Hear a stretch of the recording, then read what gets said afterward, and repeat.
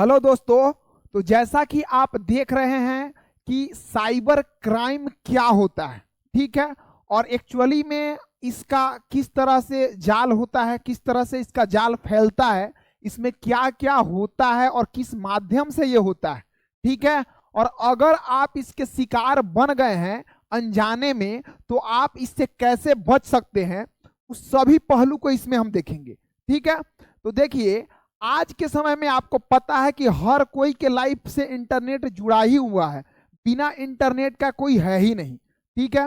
अब देखिए, कोई भी चीज जो होता है उसका फायदा भी होता है और नुकसान भी होता है। तो अभी के समय में ये जो साइबर क्राइम है, ये इंटरनेट या कंप्यूटर के माध्यम से किया जा रहा सबसे बड़ा खतरा साबित हो रहा है। क्योंकि इंटरनेट और कंप्यूटर के माध्यम से जो ये किया जा रहा है, उसके तहत देखिए कि किसी के खाता को हैक कर लेना, समझ रहे हैं बात, किसी के खाता के साथ छेड़छाड़ करना, आपका पर्सनल डाटा चुरा लेना, आपका पूरा डाटा अपने कमांड में ले लेना, तो ये सब इसके तहत होता है। और एक्चुअली में ये होता कैसे है, तो आप देखिए, आज के टाइम में कोई भी आपको काम कराना होता है तो आप जाते ही हैं ऑनलाइन कराने कंप्यूटर वाले के पास। हो सकता है कि कहीं उस आदमी का लिंक साइबर क्राइम वाले से हो और वो आपका डाटा साइबर क्राइम वाले को दे दे, और वहां से फिर आपका जब आधार कार्ड, ईमेल वगैरह सब अगर उसके पास चला गया, तो फिर वो आसानी से आपके खाता पे कमांड कर सकता है, समझ रहे हैं। और जिसके कारण क्या होगा कि आपका खाता जाने अनजाने में, आपको पता नहीं है, लेकिन आपका खाता किसी और के कंट्रोल में हो जाएगा, समझे। तो जानकारी के अभाव में आजकल साइबर क्राइम का घटना बहुत ज्यादा देखा जा रहा है, और भारत में हाल फिलहाल में ये बहुत तेजी से बढ़ रहा है, क्योंकि इसमें अथाह पैसा है, मतलब रुपया इसमें बहुत है, जिसके कारण रुपया के लालच में लोग साइबर क्राइम से जुड़ते जा रहे हैं, समझे। आप देखते होंगे आसपास में कि कोई बहुत कम समय में ही बहुत सारा रुपया कमा लिया, तो जरूर हो सकता है कि वो साइबर क्राइम से जुड़ा हुआ हो। तो सबसे पहले आपको ये चीज पे ध्यान देना है कि अगर आप जाने अनजाने में अगर आप इसके शिकार हो गए हैं, तो इसका संकेत ये है कि हो सकता है आपके खाता से रुपया कट रहा है कि नहीं। चाहे आपको फिर अलग अलग तरह का धमकी वगैरह भी आ सकता है। तो ऐसा कॉल आ सकता है जिसमें लगेगा कि हाँ, कोई व्यक्ति डीएसपी है या पुलिस के द्वारा कॉल आ रहा है, लेकिन एक्चुअली में वो बगरुपिया होता है, वो ड्रेस बनाया होता है कि हाँ वो पुलिस का है, एक्चुअली में ऐसा कुछ नहीं होता है, समझे। तो सबसे पहले अब आप जानेंगे कि अगर आप साइबर क्राइम के शिकार हो गए हैं तो आप करेंगे क्या। सबसे पहले आप यहाँ पे देखिए, ये आपको जो पिक्चर दिख रहा है, ये पिक्चर आपका साइबर क्राइम से ही जुड़ा हुआ है। एक आदमी पूरा इसका, जैसे एशिया महाद्वीप है, तो यहाँ पे एक आदमी अगर मॉनिटरिंग इसको कर रहा है, ठीक है, इसका जाल है अलग अलग, इसका जाल है। अब मान लिए कि इसके अंडर में बहुत सारे लोग काम कर रहे हैं, फिर इसके अंडर में बहुत सारे लोग, फिर इसके अंडर में बहुत सारे लोग, ऐसे करके ये एक बहुत बड़ा जाल बन जाता है, समझे। तो ये आदमी किसी को पता नहीं चलता है, इसको इसके बारे में पता है, यहाँ जो काम कर रहा है इसको इसके बारे में पता है। तो एक्चुअली में सब एक दूसरे से जुड़े हुए हैं, और ये लोग का एक ग्रुप होता है जो काम मैक्सिमम टेलीग्राम के द्वारा होता है, समझे।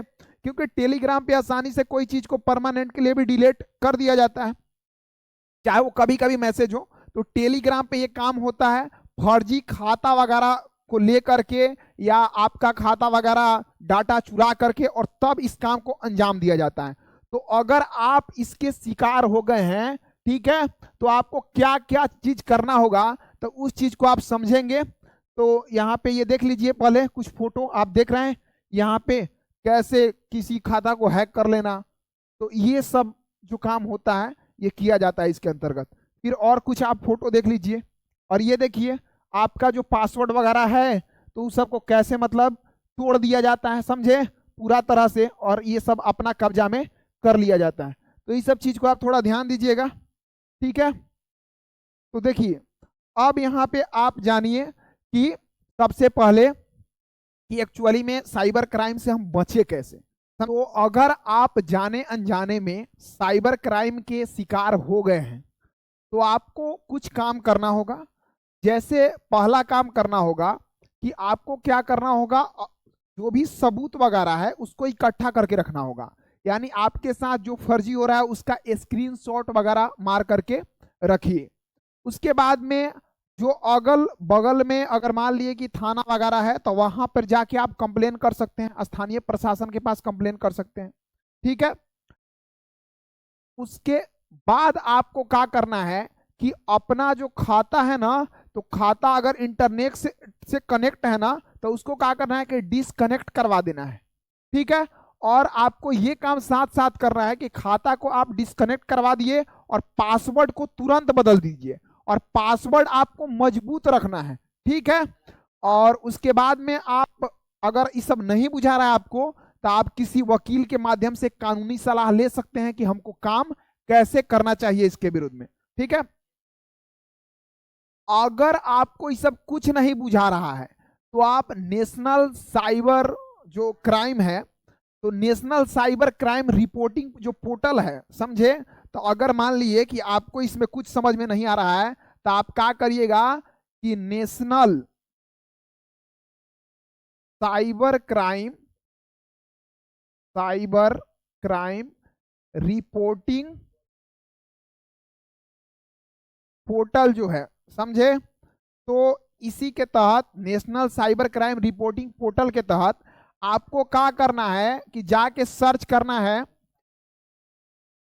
cybercrime.gov.in। ठीक है। और इस पे जा करके और आपको मतलब कि अपना कंप्लेन साझा कर देना है कि क्या आपके साथ समस्या है। आप इस पे अगर साझा कर देंगे तो तुरंत आपके द्वारा आपसे कांटेक्ट कर लिया जाएगा और फिर आपके समस्या का समाधान हो जाएगा। तो आशा करते हैं कि आपको ये जानकारी समझ में आया होगा और आप इसको ज़्यादा से ज़्यादा ज़रूरतमंद लोगों के पास शेयर कर देंगे, क्योंकि किसी को पता नहीं है, जाने अनजाने में कौन इसका शिकार हो जाए किसी को नहीं पता है। हाल का न्यूज है कि तेलंगाना में ये बहुत ज़्यादा मात्रा में फैला हुआ है और अभी बिहार में भी ये बहुत देखने को मिल रहा है। अभी पूर्वी चंपारण का ही न्यूज है कि वहां से मतलब एक गिरोह पकड़ा गया है। ठीक है ना। उसके बाद में आपका और भी अलग अलग जिला में इसका न्यूज आ रहा है, पटना में भी इसका बहुत बड़ा मतलब एक गिरोह है। तो कहने का मतलब है कि ये कहाँ है और कैसे फ्रॉड लोग के साथ कर रहा है, तो ये किसी को पता नहीं है। इसलिए आप जागरूक बनिए और लोग को भी जागरूक करिए, और इसके तहत आप इस वीडियो को ज़्यादा से ज़्यादा शेयर करिए। ठीक है। धन्यवाद।